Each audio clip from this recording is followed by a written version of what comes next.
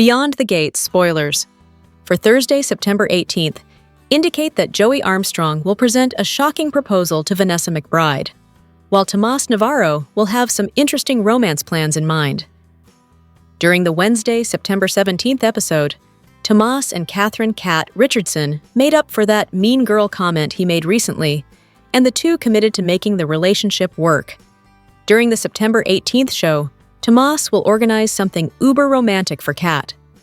Still, is this a recipe for disaster? Cat hasn't enjoyed her time with Tomas in the bedroom, so will this latest date end with her feeling even more awkward than ever? Is Tomas terrible in bed, or does Cat have an issue with intimacy? Only time will tell. Meanwhile, BTG spoilers suggest Andre Richardson will have some sort of challenge for Danny Dupree. The two met up for drinks at the end of Wednesday's show and complained about their former love interests, Ashley Morgan and Bill Hamilton. Of course, Ashley told Andre about her engagement to Derek Baldwin, while Bill set out clear boundaries with Danny, thanks to a little nudging from his wife, Haley Hamilton. It looks like Andre and Danny will decide to fluff off, feeling miserable, and go on a mini vacay during the September 8th episode. Andre's little challenge for Danny will be to choose a spot for their impromptu trip, and it sounds like they will be headed to the City of Sin, Las Vegas. What kind of trouble will these two get into? Plenty! In other news, Beyond the Gates spoilers reveal Vanessa will be completely caught off guard when Joey makes her a shocking offer. What kind of proposal will he present to his business partner and side piece? Could he ask her to marry him? Vanessa is already hitched to Doug McBride. But in the land of Fairmont Crest, a quickie divorce is always plausible, and fans can tell there's far more heat between Vanessa and Joey right now than Vanessa and her hubby Doug. Speaking of Doug, the gambling addict will finally come up with a plan to bring Joey down. Joey not only humiliated him when he conned him out of his money, but he also stole Vanessa's heart and found a way to use her real estate agency to launder funds. The weirdest part of this entire story is that Vanessa is totally okay with criminal activity, and Joey's sliminess seems to be more of a turn-on for her. Beyond the Gates spoilers hint that Doug may have a fatal scheme in store for Joey, but if the casino owner finds out, he could turn the tables on the former surgeon, which means Doug could suffer some dangerous consequences. Ashley is getting extremely handsy with Derek when the moment is interrupted by a text from Andre. Derek remembers the conversation he overheard between the two last week and sends her to tell Andre about their engagement. Disappointed, Andre admits he hoped they could be one another's happy ending. Meanwhile, Shanice pokes Derek with a sharp object, proving that he's regaining feeling in his legs and keeping it quiet. He refuses to tell Ashley, claiming it's because he doesn't want to give her false hope.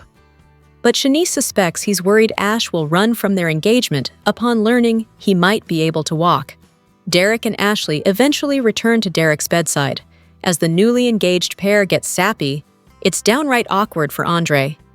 He suggests Derek take Ashley to Paris, knowing she's always wanted to go there. Alone, Derek reminds Ashley that they couldn't successfully live together for more than 5 minutes. Will they be able to make it long-term, he wonders? Danny and Bill bond while looking over pictures of their children as actual kids. They start planning to recreate a special moment from the past, practically giddy at the idea. You know who's not feeling so giddy? Haley! After listening in on the exes, Haley whips out her phone and calls Tomas. Once he arrives, she suggests they work together on a surprise for Bill. When Tomas seems reluctant, she runs her hand up his thigh and coos, just as Bill walks in to ask if he's interrupting. Tomas beats a hasty retreat, and Bill immediately realizes Haley was using the younger man to make her husband realize how she feels seeing him and Danny together. What does Haley want? For her husband to make it 100% clear to his ex that there's no chance of them reuniting. Bill does exactly that, leaving Danny to wonder if he'll be allowed to spend time with their daughters. Heading to the country club, Danny runs into Andre and they engage in a pity party. Establishing that they are selfish and miserable, they agree to drink to their freedom. Anita and Kat urge a still traumatized Chelsea to move forward with their plans for Chelsea Cat. But the model-turned-designer feels as if she'll never recover from what Allison did. As for Kat, she heads out to find out if Tomas is still her man. Talking through their issues, the pair essentially agree to start fresh, and this time with no pressures or expectations. Later, Kat and Chelsea decide to go along with Anita's suggestion that they do a virtual launch for their line. The Beyond the Gates spoilers for Thursday, September 18th, 2025, tease a lot going on with Joey. He'll stun Vanessa with an offer she can't refuse. Vanessa is stunned by Joey's offer. As we already know, she gets weak around the resident bad boy.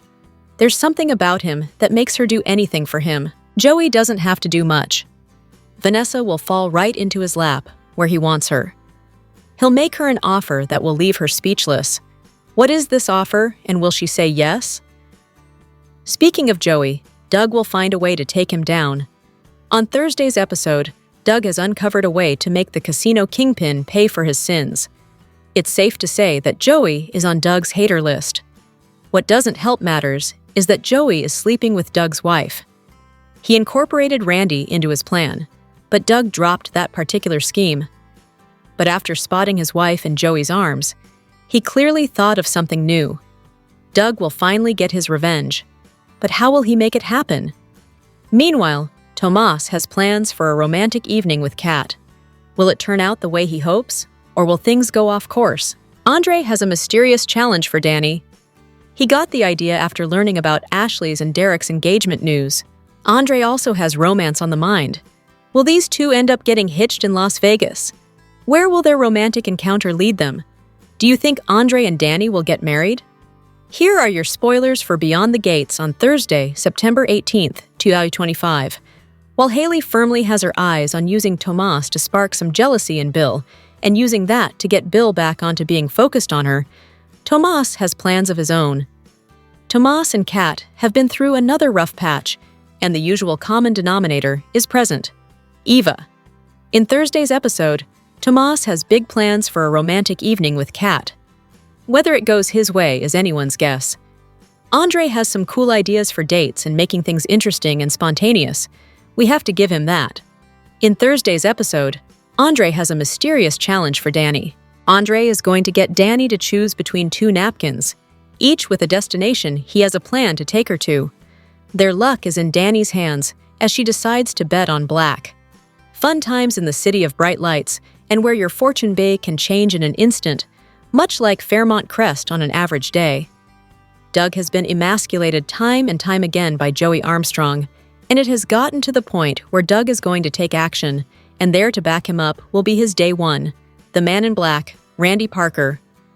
Vanessa is playing a dangerous game, and she knows it. Unable to walk away from Joey, she's been pulled back into his orbit. In Thursday's episode, Vanessa is stunned by Joey's offer, while Doug has uncovered a way to make the casino kingpin pay for his sins. Can Doug turn the tables on Joey and get one up? Or is he destined to be kicked back down again by both Joey and his wife? Doug isn't the only one with an addiction that's going to get them in trouble. Vanessa's thrill for danger is keeping her from walking away, as is her complicity in money laundering. Stay tuned, soap fans. This is heating up again. Hurricane Leslie continued to blow through Fairmont Crest during the Tuesday, September 16th episode of Beyond the Gates. Leslie and Ted's post-coital moments were less than pleasant. In the light of day and clear of head, Ted realized that sleeping with Leslie was a big mistake. He was super wasted, by the way, but he acknowledged his stupidity, and if he ever hoped to get back with Nicole, he had to know this wasn't the way to go.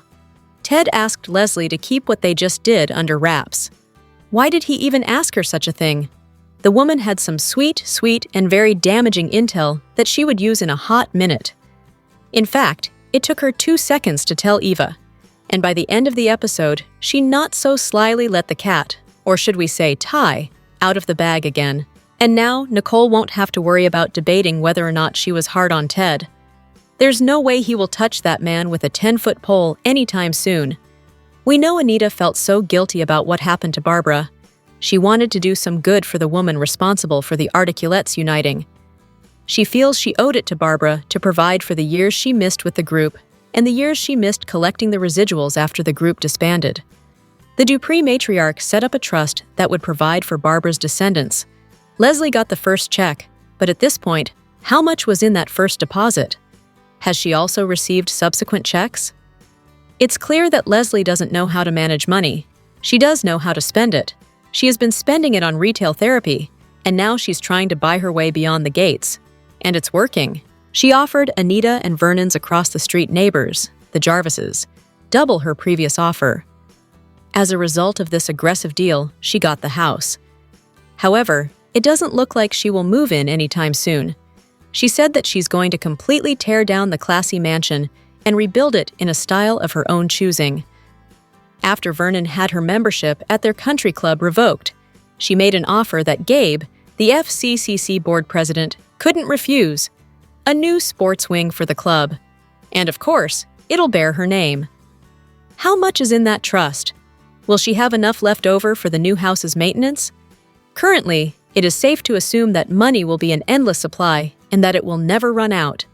Because Dana Leslie Thomas is blowing through her money like it's nobody's business. And of course, once it gets close to zeroing out, she'll undoubtedly hit up Anita for more. On Beyond the Gates, Leslie and the Duprees are at war, and I've got to say, I am loving seeing this battle. I'm not at all sad when the Duprees take a hit or two, courtesy of Ms. Thomas. A small family gathering consisting of Vernon, Anita, and Nicole soon turned into how sick they were of seeing Leslie prance around with her money, thinking she belonged. I've lost count of how many times one of them has told her or said aloud that money won't buy her class. Maybe not, but it's sure funding her opportunity seeking, that's for sure.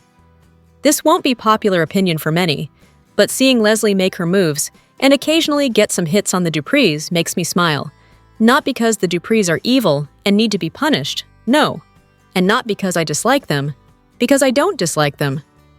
It's something far more straightforward than that. I just love the drama, and the scriptwriters really have some great moments for Leslie. For example, the scene with Leslie at the club after talking to the club president. Leslie is about to leave when she runs into Anita and Nicole, who are overjoyed to hear that Vernon has convinced the president and the board that Leslie's membership at the Fairmont Crest Country Club is no longer valid. The conversation starts with Anita and Nicole acting so very high and mighty, and once again, money won't buy you class, Leslie. And so on and so on. Then Trisha Mann Grant delivers like only she can. Leslie feigns being shocked and lets the two Duprees think that they have scored the last laugh. But alas, no. Leslie, in prime form, tells them they are very much mistaken. Her friend, the club president, has given her a full membership owing to her endowing the country club with a new sports facility. That's right, soap fans, the new Leslie Thomas Sports Center is coming in the following spring. Imagine a whole new building with Leslie Thomas in giant letters all over the front of it. A house across the road shining gnome lights through Anita and Vernon's French doors. And to cap it off, the final middle finger to Nicole was when Leslie handed her Ted's tie. Folded up. For whenever you see him, Leslie cooed. The look on the two Dupree ladies was one Leslie won't forget for a long time. Sure, Leslie will one day pay for all of this, with interest. But for now, soap fans, we have quite the villain, don't we? For the pure joy of soapy drama and the genre, Leslie may not be the villain we wanted, but she sure is the villain we need. Here's what went down Tuesday, September 16th, 2025, on Beyond the Gates, when Lucky June got pulled out of the frying pan in the fire. Eva just couldn't with either of her parents, and Smitty saw his husband in there somewhere. On Beyond the Gates, June brought Naomi and Jacob meals they hadn't ordered as a means of making amends for bringing them the wrong food before. She then went to another customer and predicted what they wanted to eat, rather than letting them order for themselves. After Jacob had to leave for the police station, Eric, Orphe Jean's manager, approached Naomi, who thanked him for hiring June. However, he wanted to talk about June's performance thus far. Samantha and Martin continued to discuss her almost having had sex with Nathan. They agreed that she wasn't ready, but Samantha still wanted to get June's advice, rather than go to Nicole or Kat. Tyrell overheard and was furious. Not only that Samantha wanted to involve June after they'd agreed to sideline her, but that Samantha hadn't broached the idea with him first. Samantha listened as Tyrell reminded her how, as younger children, they'd sat in the cold when June hadn't paid the electric bill, and when they had gone hungry after June had disappeared for days. But Samantha yelled that her brother didn't get to decide whether or not she could see their mom. Smitty tried to referee, But as the teens went upstairs, Martin told him they needed to let them work things out for themselves because they were dealing with their mother. Tyrell found Samantha, who was upset over being judged by her brother. He reminded her that once June had abandoned them, they had agreed not let her back into their lives. Samantha stressed that they weren't little anymore, and that meant there was a need to rely on others in addition to themselves. Meanwhile, Martin shared with Smitty Samantha's discomfort at being the only female in a family of males, and understood why she would want to add another woman's voice to her dad's. Smitty was uncertain, recalling that June had caused her kids to miss out on a lot of things. Learning that June was off drugs and working wasn't enough for Smitty, but Martin saw that including June in Samantha and Tyrell's lives meant more love and understanding for them. Smitty thought back to when they'd first adopted the children and how invested Martin had been in them before he began pulling away. Smitty remarked that Martin was again acting like the man he had fallen in love with. Martin could tell Smitty sensed changes in him, but intuited that it still wasn't enough to wipe their slate clean.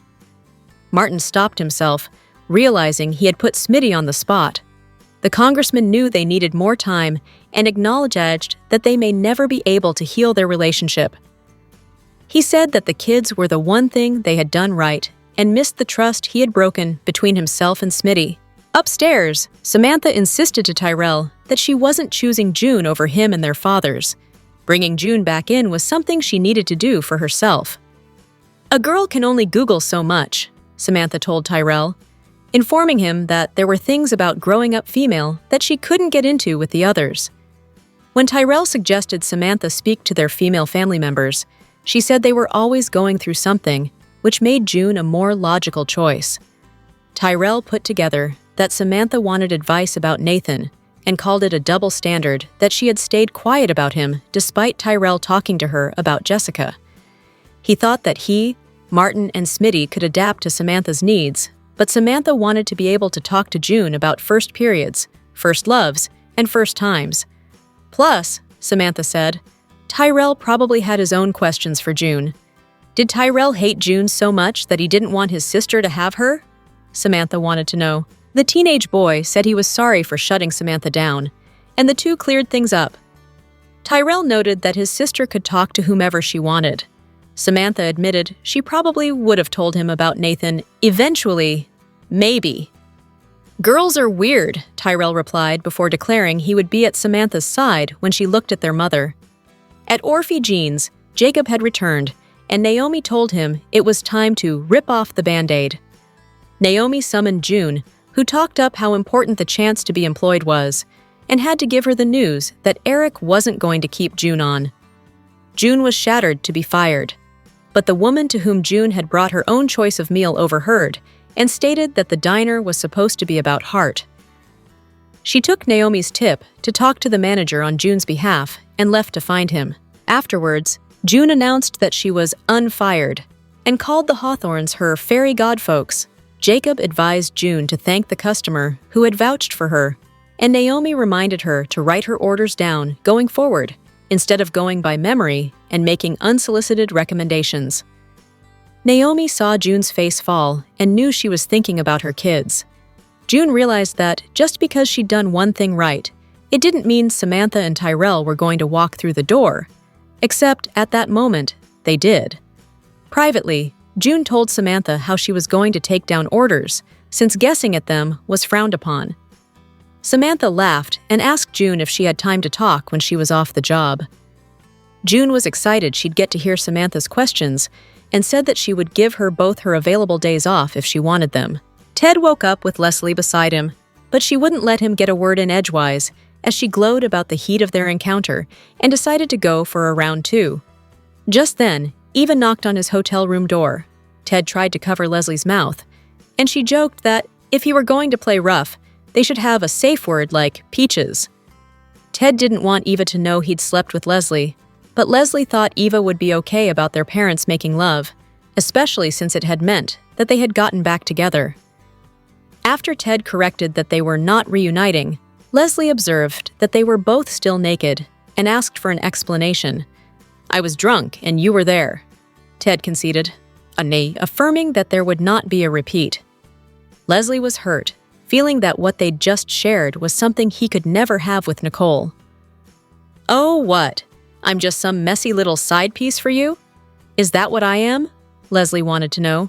Ted had insisted that he loved Nicole and reiterated his desire for secrecy.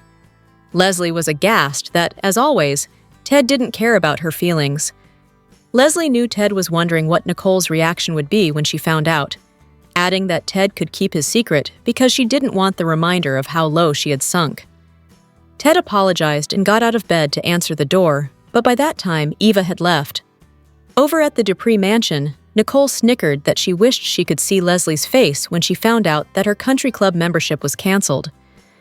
Anita hoped they could also tackle the homeowners association and remarked that Vernon was on a call with Bill to see if they could delay Leslie's construction permits.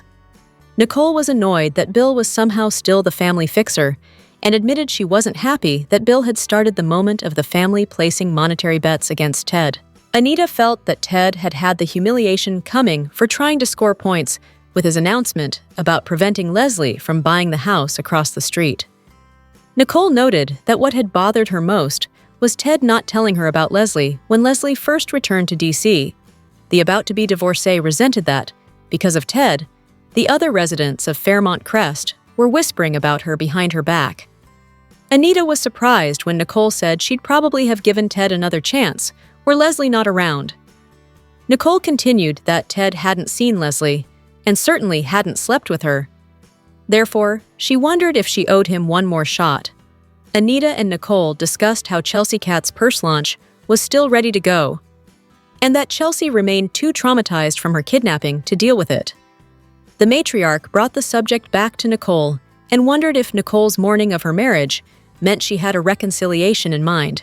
Nicole's head said no, but her heart didn't agree. Anita asked point-blank if Nicole was truly interested in going back to Ted, or if she was just afraid of what was ahead without him. Nicole said she had been affected by watching Ted being ambushed by the family. She was feeling things for him she thought she couldn't anymore.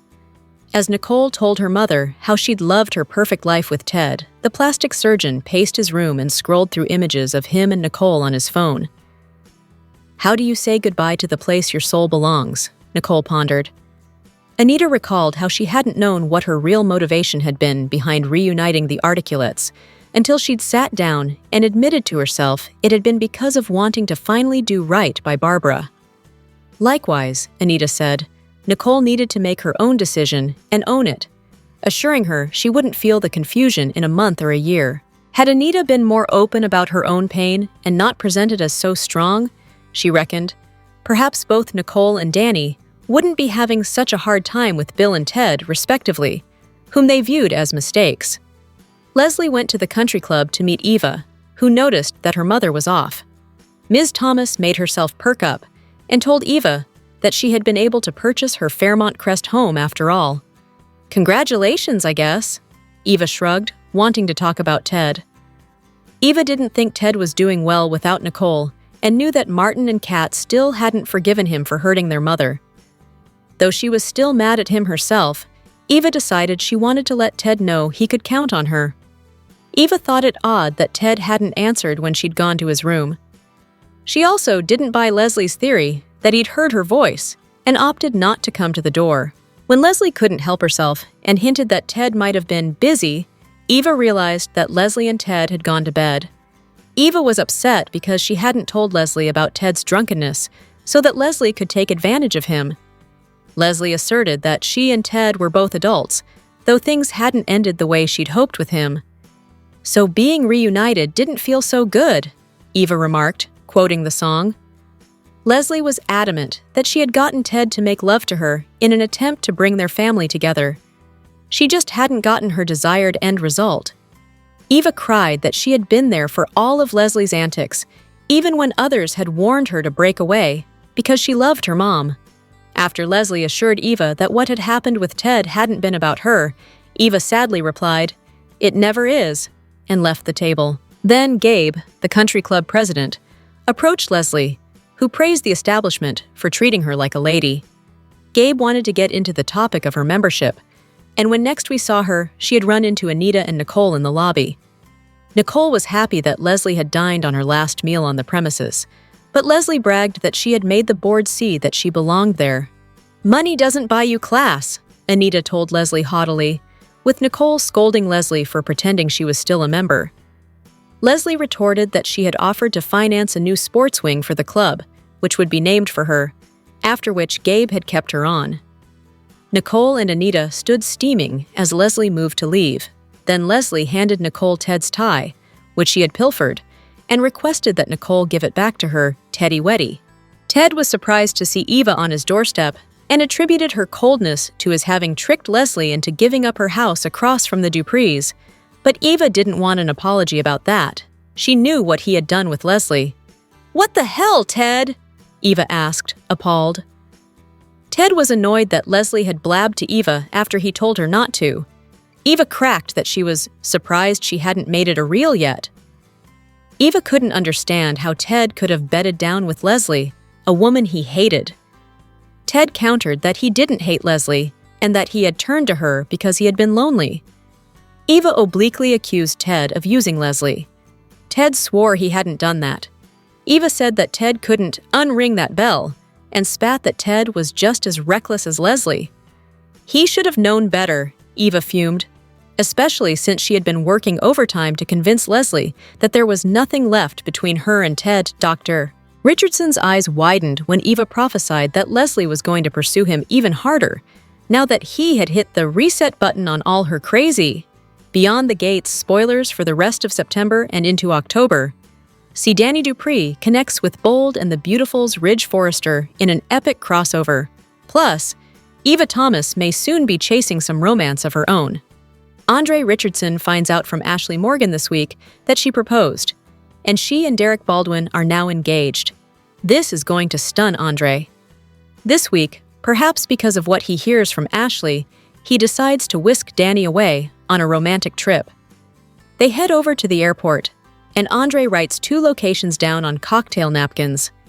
She chooses one, and it's revealed to be Las Vegas. This trip may be what sets up the crossover with Bold and the Beautiful, where Danny makes a connection with Ridge Forrester. Obviously, if you watch Bold, you know that he is a principal designer and a part owner of the Forrester fashion house. Danny, of course, has started up her own modeling agency, so it makes complete and total sense that she would have some things to talk about with Ridge. I'm enjoying these CBS soap crossovers.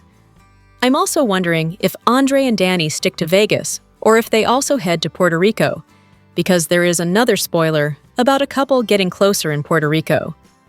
We know that's not Derek and Ashley, most likely, because he's still hospitalized and getting therapy. But maybe Tomas Navarro and Catherine Cat Richardson. Something to consider. We're also supposed to be getting a wedding soon, another wedding. A real one, not one where one of the brides is handcuffed to a bed. One of my top candidates for these sudden nuptials are Chelsea Hamilton and Madison. Speaking of handcuffed brides, I could kind of see them doing this to address some of Chelsea's PTSD at being forced to fake marry Allison. Maybe Chelsea and Madison get married for real, just to give her a more pleasant memory. Also on the list of possible newlyweds, of course, are Derek and Ashley, if they don't want to wait, and they get the hospital chaplain to do their vows while he's still convalescing. Lastly, Danny and Andre have to be on the list too, since they are headed to Las Vegas, home of 50 wedding chapels. Will they get hitched on the spur of the moment and head to Puerto Rico on their honeymoon? That's an option. The matriarch and patriarch of Beyond the Gates, Anita Dupree and Vernon Dupree, soon find their marriage isn't as solid as it once was. The question is, what could shake Anita and Vernon after all this time? We still don't know who is the father of Barb's daughter, Dana Leslie Thomas. There has been some chatter and rumors for a while that it could be Vernon who got Barbara pregnant. That would kind of be amazing. I think Dr. Ted Richardson would be secretly thrilled, since it would mean Vernon's a cheater like him. And Ted could tell him to get off his high horse and stop taking shots at him. Can you imagine Leslie living across the street, popping in and calling him Daddy Vernon? Anita might strangle her. I feel like the Articulate's breakup drama could have more dirt and secrets yet to be revealed, because as I said, we still don't know who Leslie's dad is. We'll also see more this fall as Dr. Nicole Dupree Richardson is ready to get her groove back and maybe doing it with Ted's practice partner, Carlton. We saw Nicole having lunch with Carlton at the club, but then Ted interrupted them, and there was a little bit of a scene. Not a big one, but enough that it was interrupted. Nicole has filed divorce papers. This week, we had Leslie running over to Ted's hotel when Eva told her that he was passed out drunk and upset about Nicole. Sure enough, Leslie was able to slide into Ted's hotel room, slide out of her dress, and slide right into his sheets. He's going to wake up to Leslie in his bed. I think Ted is going to be hungover and horrified. I suspect that Leslie is going to let Nicole know that she's getting her groove back with Ted, even though it's been 2 decades since they last hooked up. Nothing will cement Nicole into pushing that divorce through the courts faster than knowing Ted had Leslie in his bed. Ted's going to have regrets about this, but honestly, I wouldn't be surprised if Leslie manipulated him into backsliding just out of loneliness. He may keep hooking up with her since Nicole's done with him. And Leslie is the mother of one of his children. We're also going to meet Jacob Hawthorne's brother, hunky Isaiah Hawthorne, who gets into a couple of tricky relationships right off the bat this fall when he debuts. There's also family drama coming because Isaiah is the black sheep of the Hawthorne family. His cop brother Jacob is a really good guy, and his dad Elon is the police chief who's not quite as good of a guy. He's got some dodgy ties. It turns out that Isaiah got a hand up by someone surprising. It would be interesting if it was Joey, since he's close to Elon. Jacob's brother is job-wise a counselor at a local college. He's cute, he's sexy, and he is going to be a love interest for one of the ladies. Eva is in a triangle right now with Catherine Cat Richardson and Tomas Navarro. But Shanice is single, and we'll see where everybody lands once he's in town. He hasn't debuted yet, but will this fall. Eva, Tomas, and Cat are still in that 3-way thing, even though Eva hasn't been making an active play for Tomas.